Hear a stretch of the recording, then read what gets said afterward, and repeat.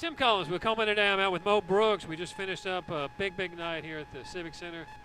Congressman, you were very impassioned and on point, and I'd have to say you were fired up tonight.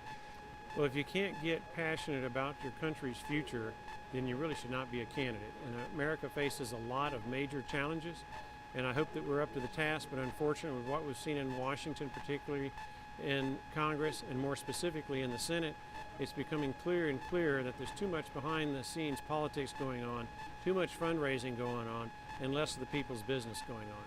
Well, and you made that point very clear, and what I noticed, well, I know it wasn't a direct attack of the incumbent, but you made it clear that some of the things he's trying to paint you into a corner about, from your point of view, is flat wrong. Is that about right? Well, both Luther Strange and I made a commitment early on to run a positive campaign.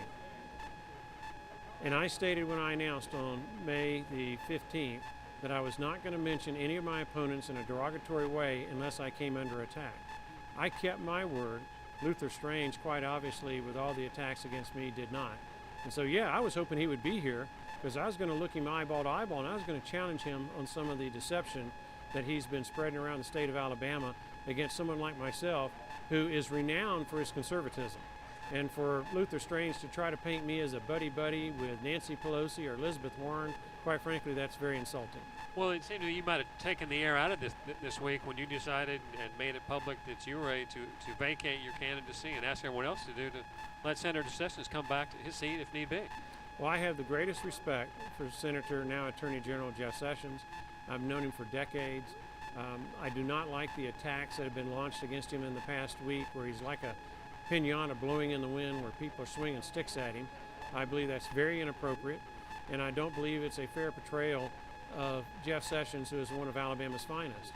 And I'm more than happy to withdraw from this race if all of us agree to do it so that Jeff Sessions can be the Republican nominee from the state of Alabama for this United States Senate seat.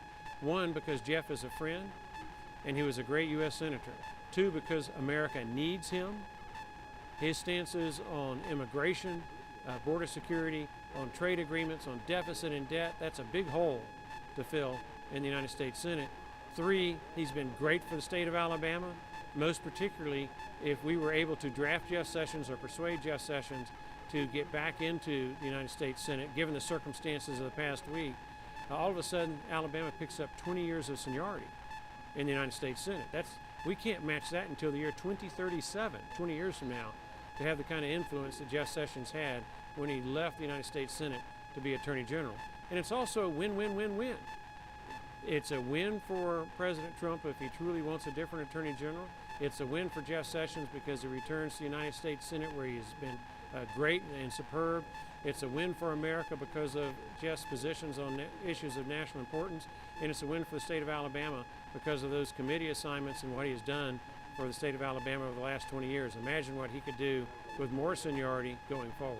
It makes complete sense, and I'm not easy to impress, but I was impressed by that gesture. I think a lot of Alabama citizens, I know people in Cullman were, so good job by you on that. Well, I've signed the agreement. All it takes is for the other 8 to agree, and Jeff Sessions wants the job, and bingo, we're in.